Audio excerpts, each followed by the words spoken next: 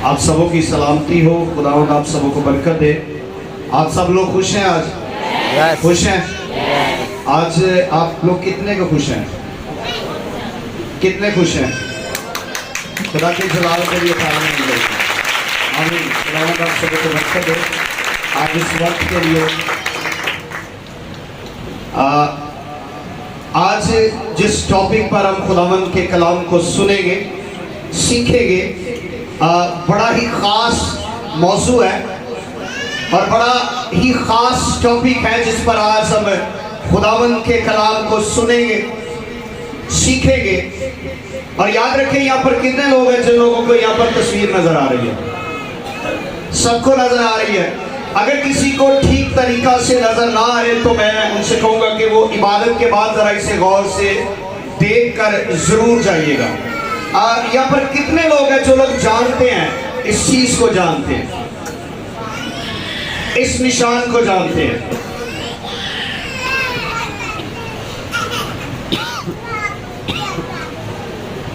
यहाँ पर कितने लोग हैं जो लोग जानते हैं, इस निशान को जानते हैं? कुछ लोग हैं। और मैं भी आपको सच्ची बात बताऊं, मैंने अपनी 18 साल खिदमत के अंदर पहली बार इस बात को सीखा है। पहली बार इस बात को सीखा है और ये इतनी बबरकत है और इतना मुकाशफा से भरी हुई बात है। और मैं आज तक इस बात को यूं ही समझता रहा और यूं ही कहता रहा कि शायद ठीक है, खुदा ने बनाया है शमादान तो ठीक है, हैकल के अंदर रखा है। लेकिन जब इसको पढ़ा है, इसकी स्टडी की है, इसको सीखा है, तो ज्यादातर ये चीजें जो है ये संदवी के अंदर भी सिखाई नहीं जाती हैं। बड़े ही नाजुक टॉपिक होते हैं ये, और समझने के लिए पूरा ज़हन तैयार होना चाहिए। और रूहुल कुछ से कहिए कि मेरे ज़हन को खोल, ताकि मैं आज इस कलाम को समझ सकूं, ताकि आज इस कलाम को समझ सकूं। यहाँ पर कितने लोग हैं जिन्होंने अहद के संदूक के तौलक से खुदा के कलाम को सुना था? अहद के संदूक के तौलक से कोई यहाँ पर बता सकता है कि अहद का संदूक किसने बनाया था? किसने बनाया था? बजलीएल ने बनाया था। जोरदार तालियां मैंने सबके लिए बजाएं। ये बड़ी खास बात है। मूसा को खुदा ने डायरेक्शन दी थी, मूसा को खुदा ने बताया था, और मूसा से खुदा ने कहा था कि जो जो इंस्ट्रक्शंस मैं तुझे दे रहा हूं, जो जो चीजें, जो जो बातें, जो जो डिमेंशन तुझे बताई गई है, ये फला फला कबीले का बंदा है, उसका फला नाम है, उसे लेना, वो मेरे लिए इस अहद के संदूक को बनाएगा। खुदा हमें बनाम जानता है, खुदा हमें बनाम जानता है। खुदा एक एक के नाम से, उनके इलाके से, हर एक बात से, हर एक चीज से वाकिफ है। और हम खुदा की हाथ की कारागरी है, हम खुदा के हाथ की कारागरी है। अगर कोई शख्स किसी को जब बनाता है तो कहता जी है तो मेरे हाथ थाना बने हैं, हिंदी को मैं क्यों नहीं छू, ये कोई बड़ी बात नहीं है। हम खुदा की निगाह के अंदर है, और खुदा जो है वो अपने लोगों पर, रास्तबाजों पर निगाह रखता है। और खुदा उनकी मुहाफजत करता है। आमीन। ये जो अभी जो मैंने निशान आपके सामने है, इसके अंदर बाइबल मुकद्दस के अंदर अखरूज की किताब उसका 37वां बाब है। निकालिएगा जरा मेरे साथ, पुराने अहदनामा के अंदर अखरूज की किताब है, उसका 37वां बाब है, 37वां बाब है और उसकी 17वीं आयत जो है वो खुदा के कलाम में से तलावत करेंगे। 37वां बाब है, 17वीं आयत है और इसको हम तलावत करेंगे खुदा के कलाम में से। और मैं चाहूंगा कि भाई सुहेल जो है वो अपने पास अगर माइक को रखे ताकि यहाँ पर बैठे बैठे ही इसको तलावत करें। अखरूज की किताब है, उसका 37वां बाब है और कलामे खुदा में से तलावत करेंगे। जी पढ़िएगा। खुदा के जिंदा कलाम में ये लिखा है, और उसने शमादान काले सोने का बनाया, वो शमादान और उसका पाया और उसकी डंडी गढ़े हुए थे। ये सब और उसकी प्यालियां और लड्डू और फूल एक ही टुकड़े के बने हुए थे। आमीन। इसको आप घर में जाकर पूरा पढ़िएगा। इसको आप इसका जाकर 35वां बाब भी इसका जाकर पढ़िएगा। घर में जाकर जरूर इसको तलावत कीजिएगा ताकि आप ये जो शमादान बना हुआ है आप इसके बारे में पूरे तरीका से जान सके। और याद रखें कि जो जो चीजें खैमा इज्तिमा के लिए खुदा ने बनवाई है, जितनी चीजें खुदा ने खैमा इज्तिमा के लिए बनवाई है मूसा से, और मैं इस बात को जब पढ़ रहा था और खुदा बार बार मूसा से कहता है जो चीजें मैंने तुझे दिखाई है उसी तरह का नमूना हूबहू ऐसी ही चीज तू बनवाएगा। और मैं सोच रहा था कि खुदा शायद मूसा को कोई फिल्म दिखा रहा था और मूसा जो था वो इन खुली आंखों के साथ उन चीजों का जो आसमान पर है उनका नजारा कर रहा था, उनको देख रहा था और खुदा उसे दिखा रहा था, अहद का सदूक दिखा रहा था, शमादान दिखा रहा था, मेज दिखा रहा था, पीतल के हौस दिखा रहा था और बहुत सारी चीजें, पर्दे, मेज, जो कुछ भी खैमा के अंदर बना था, एक एक चीज जो है वो मूसा को बताई गई है और दिखाई गई है। और ये चीज भी एक बड़ी खास है और जब हम इसको पढ़ते हैं तो हम यूं ही पढ़कर निकल जाते हैं कि खुदा ने एक शमादान भी बनाया, उसे कहा कि ये उस पर लगाना, इस तरह के फूल हो, इस तरह के लड्डू हो, इस तरह की प्यालियां हो, इस तरह का शमादान बनाया जाए, उसकी शाखें इतनी हो, उसके ऊपर चिराग इतने बनाए जाए, चिरागों की शक्ल ऐसी होनी चाहिए और फूल जो है वो बादाम के फूल होने चाहिए।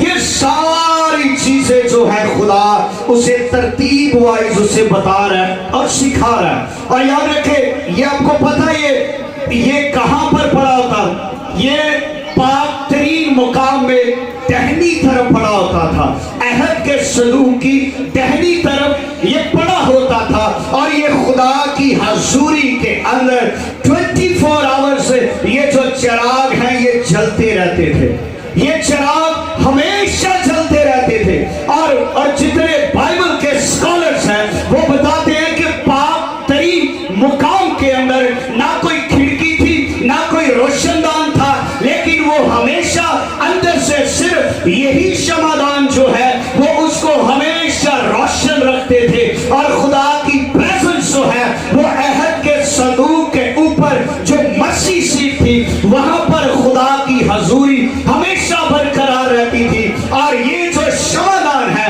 और ये हमेशा रोशन रहते थे और वो पाक तरीन मकाम को रोशन रखते थे, पाक तरीन मकाम को रोशन रखते थे।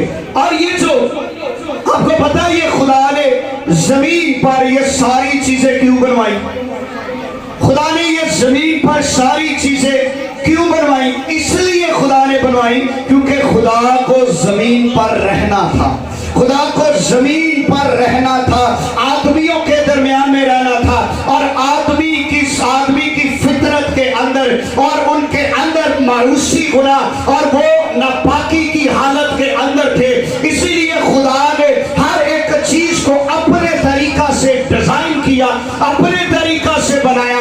जैसे खुदा आसमान पर तख्ते अदालत पर बैठता है, वैसे ही खुदा ने जमीन पर उन चीजों का नक्श जो है वो मूसा को कहकर बनवाया, खिंचवाया, ताकि खुदा इंसानों के दरमियान में रह सके, खुदा रह सके। और याद रखें, इसका नाम जो है, इसे हिब्रू लैंग्वेज के अंदर इसे बोलते हैं मिनोरा बोलते हैं। भी क्या बोलते हैं? मनोरा। हिब्रू लैंग्वेज के अंदर इसको मनोरा बोलते हैं। और अगर हम इसे पढ़े, हम ज्यादातर इसे क्षमादान के नाम से, और 7 शाखा क्षमादान जो है ये इसको बयान किया जाता है। और इसको जब एक्सप्लेन किया जाता है, और इसके अंदर इतने रेवलेशन है, इतने मुकाशफे हैं, इतने भेद हैं, 3500 साल गुजर गए हैं, यहूदी आज भी इसकी रिसर्च के अंदर लगे हुए हैं कि ये खुदा ने किस मकसद के लिए बनाए हैं, और ये खुदा ने किस मकसद के लिए बनाए हैं। जितनी चीजें बनी है, अहद का संदूक बना है, जैसे के मेज की रोटियों का मेज बना है, और पर्दे बनाए गए हैं, हाउस बनाया गया है, कुर्बानगा बनाई गई है। सबसे ज्यादा जो रेवलेशन है, सबसे ज्यादा जो मुकाशफा है, वो इस क्षमादान के अंदर है, वो क्षमादान के अंदर छुपा हुआ है। और यहूदी आज भी इस रिसर्च के अंदर है कि आखिर खुदा ने इसे किस मकसद के लिए बनाया। और सबसे बड़ी बात जो मौजज़ाता बात है, जो कि मौजज़ाती बात है, वो ये है कि इसे बनाना जो था वो किसी के बस की बात नहीं थी। खुदा ने जब उन्हें डिमेंशन दी गई, खुदा ने जब उन्हें सारी इंस्ट्रक्शन दी, बताया, तो खुदा ने कहा कि एक ही टुकड़े से बनाना है, जोड़ नहीं लगाने हैं, टुकड़े जोड़कर इस क्षमादान को नहीं बनाना है। इसके अंदर फूल भी गढ़ने हैं, लड्डू भी खड़ने हैं, प्यालियां भी खड़नी है, और चिराग भी खड़ने हैं, इसके अंदर शाखें भी निकलेगी। हर एक चीज जो है वो बाइबल के मुताबिक मूसा जो मैंने तुझे बताया है वैसी ही बनाएगा, लेकिन इसके अंदर जोड़ नहीं लगना है। ये बड़ी खास बात है। अब 3500 साल के बाद भी जितने बाइबल के स्कॉलर्स हैं, जितने यहूदी रब्बी हैं, आज भी इस बात की तहकीक तक पहुंच नहीं पाए हैं कि ये बनाया किस तरह गया था, ये बनाया किस तरह गया था, ये खालिद सोने को खड़ा कैसे गया था, वो कौन सा ऐसा कारीगर था, वो कौन सा ऐसा दुनिया के अंदर कारीगर आया कि जिसने इसको बड़ी खूबसूरती के साथ एक ही टुकड़े में बना दिया गया है, एक ही टुकड़े में। और ये आज तक चीजें नामुमकिन है। आखिर में फिर वो क्या कहते हैं? कहते हैं ये खुदा के मौजज़े के अलावा कोई बात नहीं है, मौजज़े के अलावा कोई चीज नहीं है इसको बना सके। या वो कहते हैं यहाँ कोई सांचा बनाया गया, या कोई डाई बनाई गई, इस सोने को पिघलाकर उसके अंदर डाला गया, शायद इस तरह बनाया गया होगा। वो कहते हैं अगर इसको खड़कर बनाया जाए, अगर खालिस सोने को कूटा जाए, पीटा जाए, तो जो जो वो जितना बारीक होगा वो टूटता जाएगा, वो खालिस सोना जो है वो टूटता जाएगा। आखिर ये किस तरह बना गया, हमारी समझ में नहीं आता कि ये खुदा का क्या भेद है, क्या मुकाशफा है। और लेकिन खुदा ने कहा था कि उस बंदे को कहना मैं अपनी रूह उसके ऊपर डालूंगा और वो ही बनाएगा। और मैं आपको दावे से कह सकता हूं कि ये रूहल कुछ के बगैर कोई इंसान इस क्षमादान को बना नहीं सकता, और ना कोई बना पाया है। ये रूहल कुछ की कुदरत है, और ये पाक रूह ही इंसान पर उतरा था और फिर ही ये बनाया गया है। और ना आज तक कोई शख्स इस काबिल हुआ है, और ना आज तक साइंस इस बात पर पहुंच सकी है कि समाधान को बगैर जोड़ के कैसे बनाया जाए। टुकड़े जोड़कर बनाए जा सकते हैं, एक ही टुकड़े के अंदर नहीं बनाया जा सकता। और एक टुकड़े का जो भेद है, खुदा ने उन्हें एक टुकड़े का क्यों कहा? खुदा ने इसलिए उनसे कहा था कि उनको कहा कि सुन ए इस्राएल, तेरा खुदा एक ही खुदा है, और एक ही खुदा की इबादत करना, एक ही खुदा की वर्शिप करना, एक ही खुदा की तारीफ करना, एक ही टुकड़ा जो है वो एक वाहिद सच्चे और जिंदे खुदा की नुमाइंदगी करता है कि इस्राएल तेरा एक ही खुदा है, एक ही माबूद है, एक ही कदूस है और एक ही रब्बुल अफ़वाज है, एक ही खुदा है, तू एक ही की इबादत करना, सिर्फ एक की इबादत करना। और यहूदी आज तक जब मैं इसे पढ़ रहा था तो मैं सोच रहा था शायद ये किसी जगह पर जाकर क्लोज होगा, लेकिन ये भेद आज तक क्लोज नहीं हुआ, ये क्लोज नहीं हुआ, अभी अनकंप्लीट है, अनकंप्लीट है। और खैमा इज्तिमा के अंदर आप जानते हैं जितनी चीजें बनाई गई सब किसी ना किसी मकसद के लिए बनाई गई है।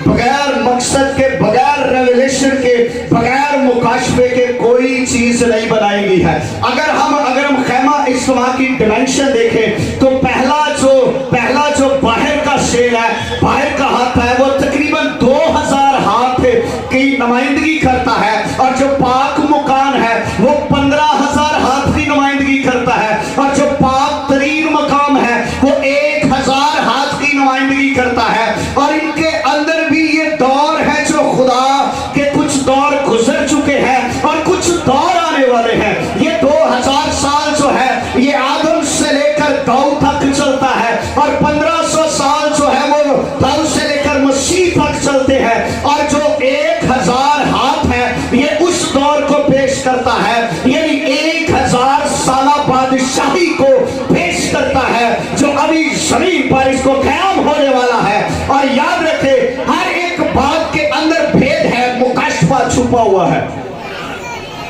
ये हमारा टॉपिक नहीं है, खैर इस पर भी किसी दिन बात करेंगे, लेकिन आज हमारा टॉपिक क्या है जी? क्या है? क्या है? बुलंद आवाज से बोले, इसको जरा गौर से देखें। इसको जब आप गौर से देखेंगे, अब आप जिसे जब जब देखेंगे आपके अंदर नई जुस्तजू पैदा होगी, आप इसे नए तौर से देखेंगे। और याद रखें इसमें एक और भेद है, एक और मुकाशफा था। आपको पता है कि जब अब्राहम को कुर्बानी के लिए बुलाया गया तो वो कौन सा पहाड़ था? कोहे मूरिया, कोहे मूरिया का पहाड़ था। आप जानते हैं कि कोहे मूरिया नाम कहां उसे पड़ा, क्यों चला? याद रखें जितने यहाँ पर गूगल यूज करते हैं, इंटरनेट यूज करते हैं, कभी आप इंटरनेट पर जाकर मोरिया प्लांट्स को जब आप वहां पर सर्च करेंगे तो जब मोरिया प्लांट जो है जब आप उसे देखेंगे तो मोरिया प्लांट जो है वो बिल्कुल शमादान की सूरत का तरह है, वो शमादान की नुमाइंदगी करता है। और मोरिया के ऊपर जो प्लांट्स लगाए गए, जो उगता है, उसके नाम से कोई अमूरिया जो है वो नाम आज तक पड़ा हुआ है। और याद रखें उस पर जो पौधा उगता है जिसका नाम है मूरिया प्लांट, जब आप इंटरनेट पर लिखेंगे तो आपको ये सारी चीजें आपके सामने आएगी। तो वहां पर ये पौधा जो उगता है वो बिल्कुल शमादान की सूरत का है। देखिए बिल्कुल ऐसा है। और इसके अंदर आज सिर्फ हम इसका थोड़ा सा इंट्रोडक्शन करेंगे, बाकी जो तफसीर है वो हम अगले संडे इसको सीखेंगे। आज अगर इंट्रोडक्शन ही पूरा हो जाए तो मैं समझता हूं कि हम अपने पहले लेसन को बाखूबी तरीका से, कामयाब तरीका से मुकम्मल कर सकते हैं। जी आप लोग तैयार हैं? तैयार हैं? मैंने आपको कहा कि हिब्रू लैंग्वेज के अंदर इसका नाम है मनोरा। क्या नाम है? मनोरा, यानी लाइट देने वाला रोशनदान, लाइट देने वाला शमादान, वो जो जलता है और लाइट करता है। इसमें 7 चिराग जो है, ऊपर जो 7 चिराग है, ये 7 का जो अदद है ये खुदा की 7 रूहों की भी नुमाइंदगी करता है। जो आप यशाया नबी के सहीफा के 11वें बाब के अंदर जाकर आप इसे तलावत कर सकते हैं। ये 7 चिराग जो है ये 7 रूहों की भी नुमाइंदगी करता है। जो खुदा की 7 रूहें हैं, हिकमत की रूह है, खिर्द की रूह है। जब आप इसे जाकर यशाया 11 बाब को तलावत करेंगे, रीड करेंगे, तो आपको वहां पर यह मिलेगा। और इसके अंदर 3 तरह की गांठ बांधी बांधी गई हैं, यानी आप देख सकते हैं 1, 2 और 3 है। ये 3 गांठें जो है इनके अंदर बांधी गई है, और ये 3 गांठें जो है ये तसलीस की इलामत है। ये खुदा बाप, खुदा बेटे और खुदा रूहुल कुद्स को पेश करती है। ये तसलीस की अलामत है। और बादाम के फूल जो है, और बादाम के फूलों की जो शक्ल है जो 22 इसके अंदर जड़ी हुई है, ये हिब्रू लैंग्वेज के 22 अल्फाबेट को पेश करता है। 22 अल्फाबेट जो है वो हिब्रू लैंग्वेज के जो है 22 कप जो है उसे पेश करता है। इसके अंदर 9 तरह के डिजाइन है जो कि रूह के 9 फलों को पेश करता है। रूह कुछ की नुमाइंदगी करता है, रूह के 9 फलों को पेश करता है। और ये जो 7 चिराग है, 7 का अदद क्या है जी? क्या अदद है? क्या अदद है? ये 7 दिनों की भी नुमाइंदगी करता है।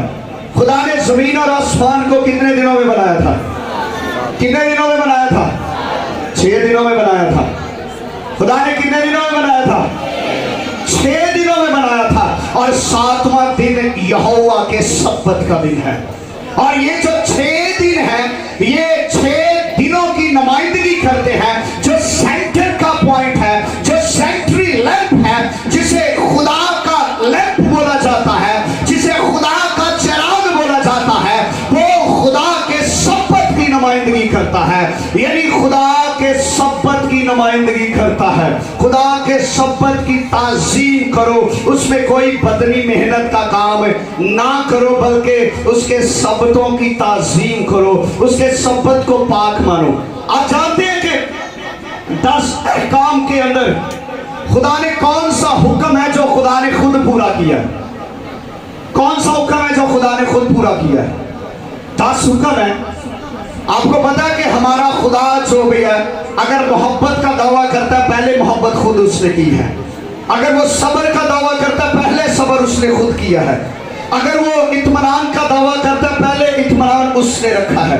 जो किसी चीज का दावा करता है, पहले हमारा खुदा खुद उसे अप्लाई करता है। आप जानते हैं कि खुदा ने 10 अहकाम के अंदर कौन सा हुक्म है जो अपनी जात के अंदर पूरा किया है? आमीन। कौन सा दिन है? कौन सा दिन है? पहले खुदा ने 7वें दिन को बरकत दी है, और 7वें दिन में खुदा ने आराम किया है। खुदा ने अपनी जात के अंदर इस सब्बत के दिन को मुबारक कहा है, पाक रखा है। और ये फिर हम पर लाजिम है कि तू खुदा के सब्बत के दिन को पाक मानना। आमीन। और ये जो मिनोरा है, ये किस चीज की नुमाइंदगी करता है? आए जरा मेरे साथ निकाले, ये साया की किताब निकालिएगा। ये साया की किताब, ये साया की किताब मेरे साथ निकालिएगा और उसका 6ठा बाब निकालिएगा। जरा गौर से सुनिएगा।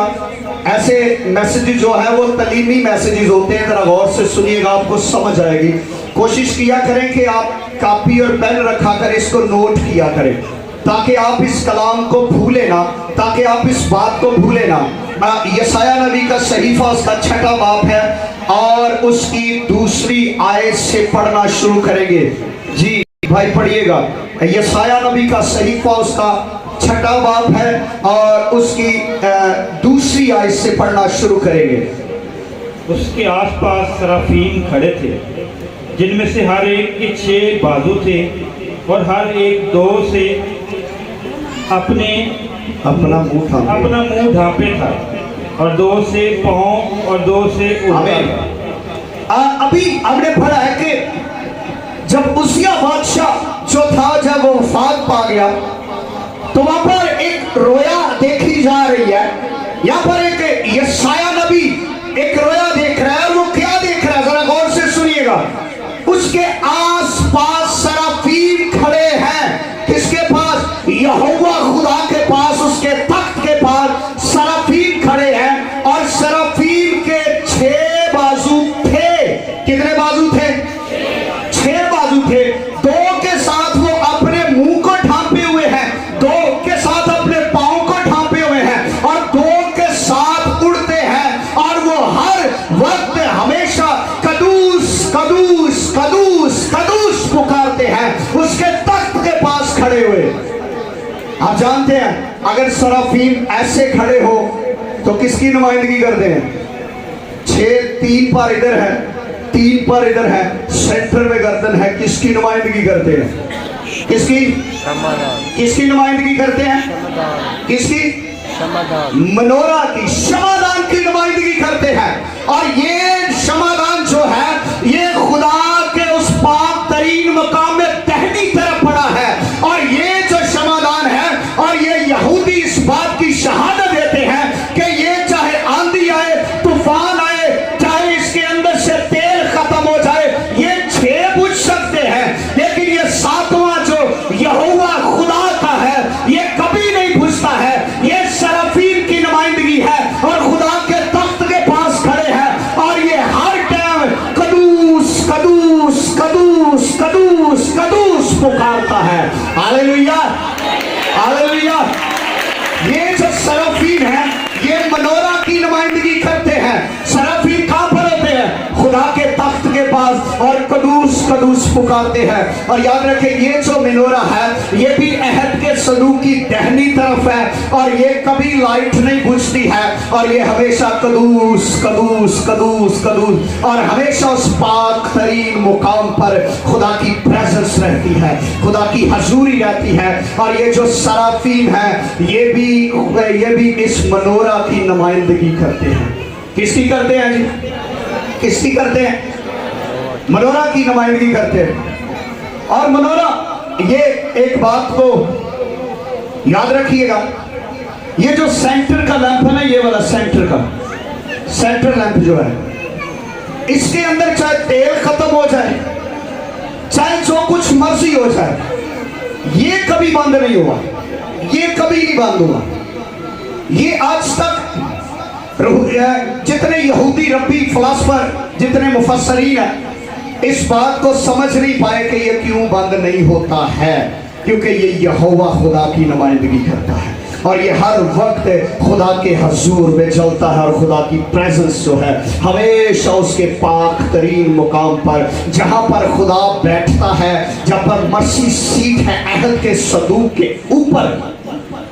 आपको इस बात के बारे में आप लोगों को बताया था ना कि अहद के संदूक के ऊपर एक मर्सी सीट बनी होती है जिस पर काहिन जाकर ब्लड छिड़कता है। खुदा की हजूरी वहां पर रहती है। और खुदा ने मूसा को कहा था मैं यहां से तेरे साथ बातें किया करूंगा, यहां से मर्सी सीट के अंदर से तेरे साथ। और ये जो है क्षमादान जो है ये। अच्छा, एक और चीज है, आइए जरा पैदाइश की किताब निकालिएगा। ये जो मनोरा है ये पैदाइश से लेकर, पैदाइश के पहले बाब से लेकर मुकाशफा की आखिरी किताब तक आपको मनोरा मिलेगा, या आपको ये क्षमादान मिलेगा। इसको घर में जाकर जरूर पढ़िएगा और मैं चाहूंगा कि बाद में भी इसे जरा गौर से देखिएगा, देख के जरूर जाइएगा इसको। और इसकी जो अगली किस्त है वो भी सुनिएगा ताकि आपको मजीद आपको समझ आ सके। पैदाइश की किताब मेरे साथ निकालिएगा, पैदाइश की किताब उसका पहला बाब पढ़िएगा, पहला बाब पहली आयत पढ़िएगा जी।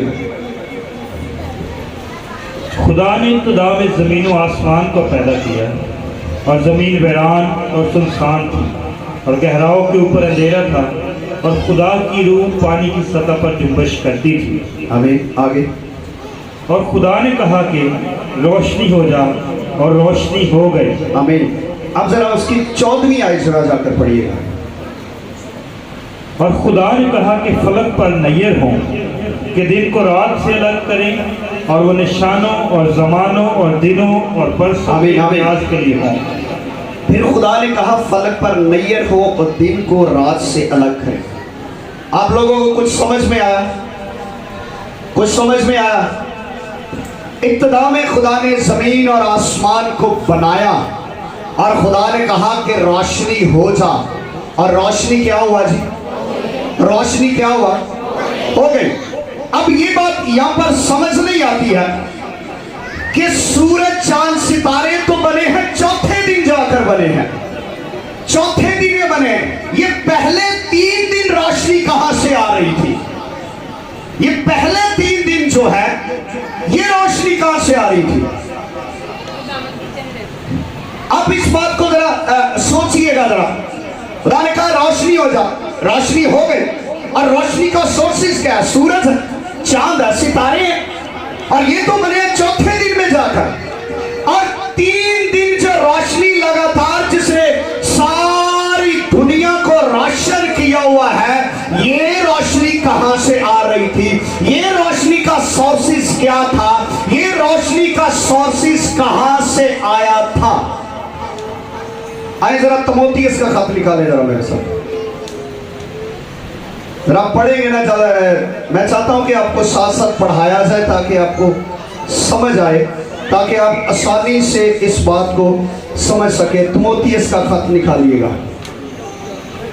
तीमुथियुस का पहला खत 6ठा बाब उसकी 14वीं आयत है। 6ठा बाब उसकी 14वीं आयत है। इसको जरा गौर से सुनिएगा कि हमारे खुदा यीशु मसीह के उस ज़हूर तक हुक्म को बेदाग और बेइल्ज़ाम रखें। जी जी आगे भी जिससे वो मुनासिब वक़्त पर नुमाया करेगा, जो मुबारक और वाहिद हाकिम है, बादशाहों का बादशाह और खुदावंदों का खुदावंद है। अगली आयत भी पढ़ दीजिएगा। बकार सिर्फ उसी को है और वो उस नूर में रहता है जिस तक किसी की रसाई नहीं हो सकती। आमीन। खुदा कहां पर रहता है? नूर। वो उस नूर में रहता है जहां पर किसी की रसाई नहीं है, जहां पर किसी की रसाई नहीं है। मेरा और आपका यहोवा खुदा है, वो रोशनी का सोर्सेज है। और याद रखे, वो जो रोशनी निकल रही थी वो खुदा के अंदर से, खुदा के कलमे के वसीला से, क्योंकि उसी के वसीला से सारी चीजें बनाई गई हैं। और 3 दिन तक जिस चीज ने दुनिया को रोशन रखा था वो मेरे और आपके यहोवा खुदा का नूर था, रोशनी थी। और चांद और सूरज उसकी रोशनी के मोहताज है और वो उसे रोशनी के मोहताज है। और याद रखे, मुकाशवा 22 बाब के अंदर लिखा हुआ है कि जब नया यरूशलेम बनाया जाएगा, जब नया जमीन और आसमान बनाया जाएगा, वहां पर ना किसी सूरज की हाजत होगी, ना चांद की, ना सितारों की, क्योंकि वहां पर खुदा का बर्रा और खुदा के बेटे के जलाल का नूर होगा। और वो सारा नया यरूशलेम जो है वो खुदा के बेटे के चिराग से, क्योंकि बर्रा उसका चिराग है और वो चिराग से रोशन रहेगा।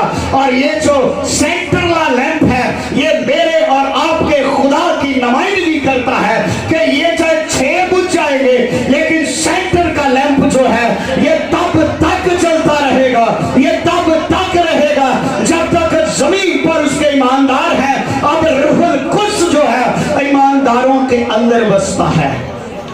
Hallelujah, hallelujah. ये जो 3 दिन जो रोशनी आ रही थी, वो खुदा जो नूर का, रोशनी का मंबा है, उसके अंदर से निकल रही थी। उसने दुनिया को रोशन कर रखा था। उसने और यशायाह की किताब के अंदर लिखा है, उठ मनवर हो क्योंकि तेरा नूर। कौन से नूर की बात हो रही है? यहूदी इस नूर को देख रहे थे, लेकिन आपका और मेरा नूर यीशु मसीह है। उसने कहा मैं दुनिया का नूर हूं। हालेलुया। उसने कहा मैं दुनिया का नूर हूं। उसने इस बात का दावा किया है। यशायाह कहता है उठ मनवर हो कि तेरा नूर आ गया है, तेरी रोशनी, वो लैंप जो उस हैकल के अंदर बुझ गया था, वो लैंप आ गया है, वो मनोरा आ गया है, वो लाइट का सोर्सेज आ गया है। तेरा और मेरा लाइट का सोर्सेज यीशु मसीह है। हालेलुया। ये जो 7 चिराग हैं, ये यहूदियों की 7 ईदों को पेश करते हैं। किनको पेश करते हैं? यहूदियों की 7 ईदों को पेश करते हैं। कौन कौन सी ईद थी? ईद फसह, ईद फतीह, और साथ में पहले फलों की ईद पेंतीकोस्त, नसीगों की, कफारे की ईद और ईद ख़याम। 7 ईदों को पेश करते हैं। और आप जानते हैं चौथी ईद बड़ी अहम है, ईद पेंटिकॉस्ट। कौन सी ईद? ईद पेंटिकॉस्ट। पहली ईद है ईद फसा, मसीह कुर्बान हुआ, ईद गुजर गई। ईद फतीर वो दफनाया गया, ईद फतीर भी गुजर गई। पहले फलों की ईद वो जिंदा हुआ, वो भी गुजर गई। लेकिन जो चौथा लैंप है, जो चौथा जो मेन सेंटर पॉइंट है, ये ईद पेंटिकॉस्ट को पेश करता है और ये नए अहदनामे के मसीहियों की नुमाइंदगी करता है कि खुदा अब अपने लोगों के दरमियान में रहता है। चौथी ईद बड़ी खास है। अब जानते हैं ईद फसा, ईद फतीर, पहले फलों की ईद, सेंटर में ईद पेंटिकॉस्ट। कौन सी ईद? ईद पेंटिकॉस्ट। जानते हैं इस ईद के बारे में? ये भी बड़ी खास ईद है और ये ईद अभी तक चल रही है। अभी हम मनाते हैं ना इस ईद को, अब मसीही इसको सेलिब्रेट करते हैं। और ये ईद जो है ये बड़ी, और ये जो लैंप है ये एक दरख्त की भी नुमाइंदगी करता है। यीशु मसीह ने कहा कि अंगूर का हकीकी दरख्त मैं हूं और तुम मेरी डालियां हो। और ये जो डालियां हैं, ये डालियां जो है ये कलीसिया की नुमाइंदगी करती हैं, ईमानदारों की नुमाइंदगी करती हैं, कलीसिया की नुमाइंदगी करती हैं। और याद रखें ये जो लैंप है, ये आप जानते हैं कि ये पहला लैंप जो है वो 7वें से क्यों जुड़ा हुआ है? पहला लैंप ऐसे आकर 7वें लैंप के साथ जुड़ा हुआ है। इसके ऊपर जो फूल है, बादाम के फूल है, बादाम के फूल जो है ये जिंदगी की अलामत है। किसकी अलामत है? जिंदगी की अलामत है। खुदा ने एवेन्यू से कह दिया कि बादाम के फूल खड़ देना, बादाम के फूल बनाना। बादाम का फूल जो है ये जिंदगी की अलामत है। और आपको याद होगा कि जब सैमुअल, जब वो एली काइन जो था वो जब बूढ़ा हुआ, तो सैमुअल जब खिदमत कर रहा था, पहले बाप के और क्या सकती लिखा, पहले सैमुअल के 3 बाप के अंदर लिखा है कि जब वो एली काहिन जो था उसकी आंखों की रोशनी चली गई, कम उसे नजर नहीं आता था। और बाइबल बयान करती है कि खुदा का चिराग अभी बुझा नहीं था, खुदा का चिराग अभी बुझा नहीं था। ये सेंट्रल लैंप जो है ये आज भी जलता है। आप कहेंगे आज कहां पर जलता है? ये भी एंड पर बताऊंगा कि आज कहां पर जल रहा है। और ये जो नूर का सोर्सिस है ये किस लिए बनाया गया? क्या कि रोशनी की जाए। क्या की जाए? रोशनी की जाए। मैंने आपको पहले बताया कि ये जो सेंट्रल लैंप है ये आज तक नहीं बुझा, ये आज तक बंद नहीं हुआ, ये आज तक बुझा नहीं है। चाहे तेल की कमी हो जाए, कोई जलाए या ना जलाए, चाहे इसके अंदर तेल डले या ना डले, चाहे तेल की कमी हो, ये जो 6 हैं ये बुझ जाते हैं। सेंटर जो लैंप है ये कभी नहीं बुझा। अब जानते हैं यीशु मसीह ने इस बात का दावा किया कि मैं दुनिया का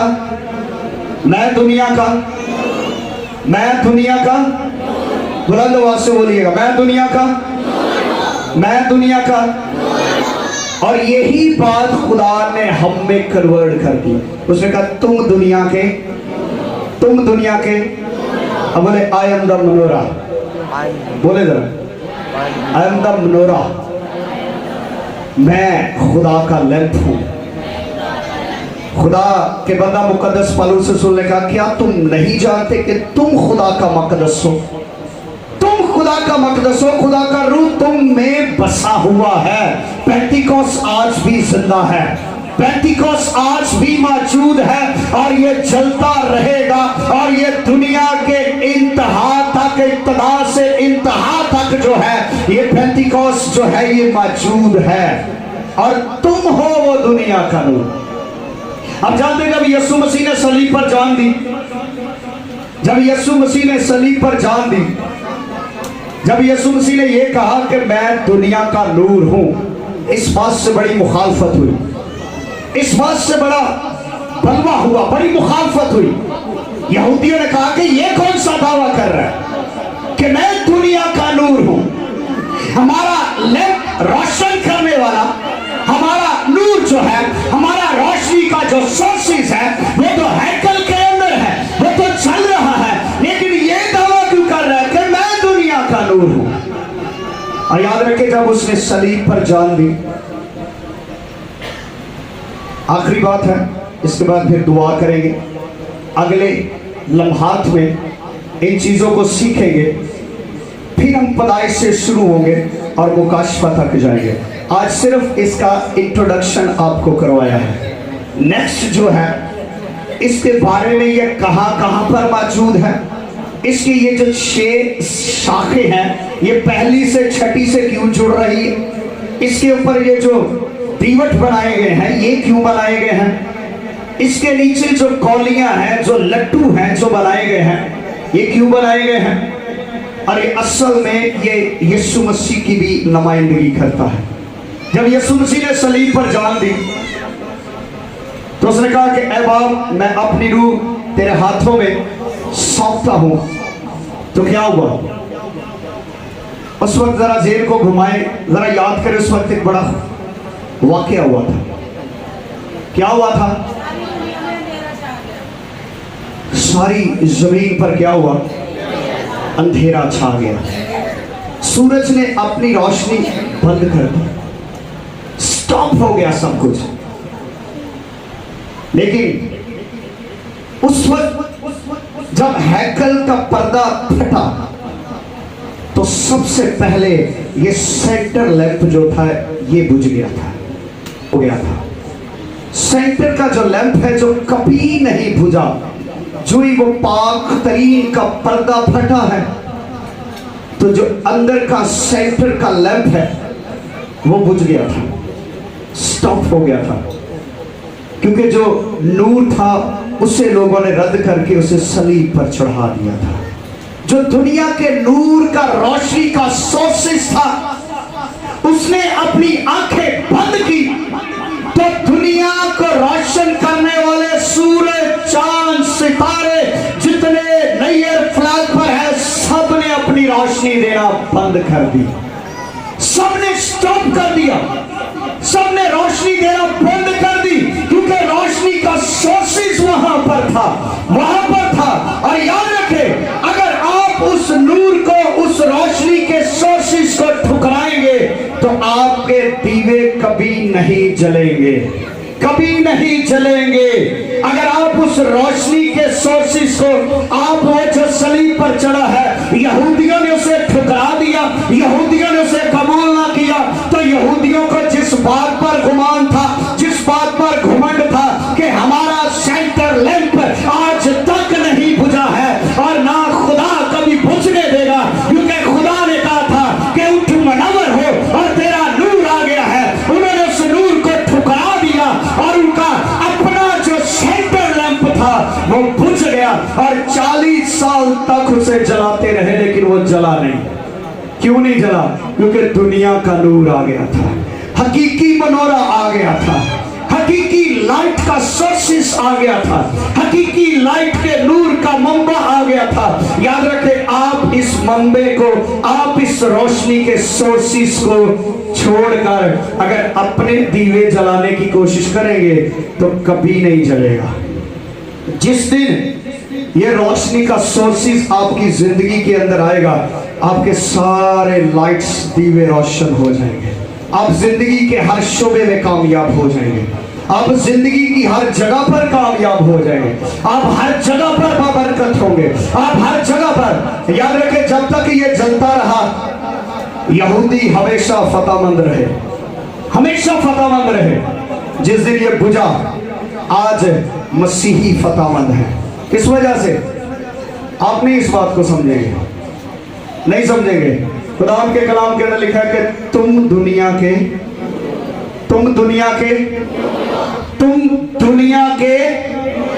बुलंद आवाज से बोलिएगा, तुम दुनिया के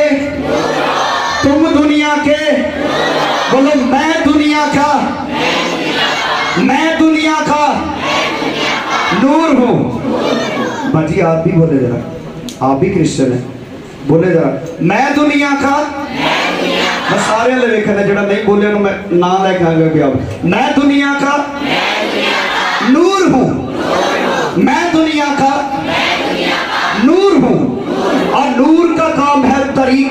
चमकना है। कहां पर चमकना? और याद रखें, आप दुनिया के नूर हैं। जहां पर खुदा का नूर खड़ा हो जाता है, जहां पर खुदा का मंसूब खड़ा हो जाता है, जहां पर खुदा का बंदा खड़ा हो जाता है, वहां पर हर तरह की तारीकी, मौत, जादू, टूने, तवीज, हर तरह की चीजें वो है वो स्टॉप हो जाती है, क्योंकि हकीकी लैंप का सोर्स जो है वो आपके अंदर है। आप पेंटिकोस है, आप दुनिया का नूर है, आप सेंटर का लैंप आप है, क्योंकि खुदा ने आपके अंदर अपनी रोशनी को रख दिया है, अपनी अथॉरिटी को रख दिया है। आप इख्तियार रखते हैं, आप खुदा का नूर है, आप दुनिया को रोशन करने के लिए बुलाए गए हैं। होता क्या है? ਅਸੀਂ ਕੱਲੇ गिरजे आ जाने, बाकी सुते रहते हैं। नूर कला गिरजे आए ना, बाकी सारे अंधेरे च भाग के आप गिरजे आ जाते। ये कैसा नूर है? आप खुद जल रहे हैं, आपका खानदान जल नहीं रहा। इसका मतलब है आपके अंदर से जो रोशनी निकल रही है वो आपके खानदान तक नहीं पहुंच रही। आपके खानदान भी उससे रोशन है। आप खुद रोशन हैं, खुद नूर की नुमाइंदगी कर रहे हैं, और आपके खानदान सोया हुआ है। आपको इसका हिसाब देना पड़ेगा। आप इसका हिसाब देंगे, याद रखें, आप इसका हिसाब देंगे। क्यों? क्योंकि आपको जिम्मेदारी दी गई है। आपको, आप अगर कहते हैं ना मैं ईमानदार, जरा हाथ खड़ा करो, केड़ा केड़ा ईमानदार है? देखो हुण कईयां ने हाथ थल्ले कर लिया। कोई गल नहीं, हाथ थल्ले कर लो, कोई गल नहीं। जिन्हें जिम्मेदारी दी वो आपे पूछ लेगा। आप ईमानदार हैं? ईमानदार हैं? आप दुनिया के नूर हैं। पहले अपने घर को रोशन करें। पहले अपने घर को, लैंप जो है ना, जब घर के अंदर होता है तो पंजाबी की मिसाल पता कि चिराग तले अंधेरा होता है, वो खुद चल रहे होते हैं, खुद दुआ कर रहे होते हैं, खुद रोजे रख रहे होते हैं, खुद सब कुछ कर रहे होते हैं, कि घर दे सारे सुते होते हैं। पहले अपने घर को रोशन करें, क्योंकि आप दुनिया के नूर हैं। आप ये सेंटर लैंप जो है, जो खुदा की नुमाइंदगी करता है। खुदा के बंदा कहा, तुम खुदा का मकदस हो और खुदा का रूह तुम्हारे अंदर बसा हुआ है। आमीन। अगली किसको मिस ना कीजिएगा, वो बड़ी ज़बरदस्त और बड़ी ख़ास है। और चीज़ें और भेद जो है वो आपके साथ शेयर करेंगे। और याद रखें, जितने यहाँ पर पढ़े लिखे स्टूडेंट हैं वो इसको ज़रूर जाकर रिसर्च कीजिएगा। जहाँ तक हो सके खुद भी रिसर्च कीजिएगा कि पादरी झूठ तो नहीं बोलन दे। बात पता क्या होती है? पादरी साहब ने एक बात कही थी पहले, उन्हें कहा जी लोग गुमराह हो जाते हैं। क्यों होते हैं? क्योंकि वो खुदा के कलाम को नहीं जानते। ये आयत मैंने पता यहाँ पर क्यों लिख के लगाई है? पता क्यों लगाई है मैंने यहाँ पर? लिखा, मेरे लोग अदमे मार्फत से हलाक हुए। ये नहीं लिखा कि मेरे लोग दुआ ना करने से हलाक हुए। ये नहीं लिखा मेरे लोग गिरजे ना आने से हलाक हुए। ये नहीं लिखा कि मेरे लोग जो है गीत ना गाने से हलाक, बल्कि लिखा कि कलाम को ना जानने की वजह से हलाक हुए। तो कलाम को जानना भी आपकी ज़रूरत है, आपकी रोज़ की रोटी है। इसको लीजिएगा। खुदा आपको बरकत दे। God bless you.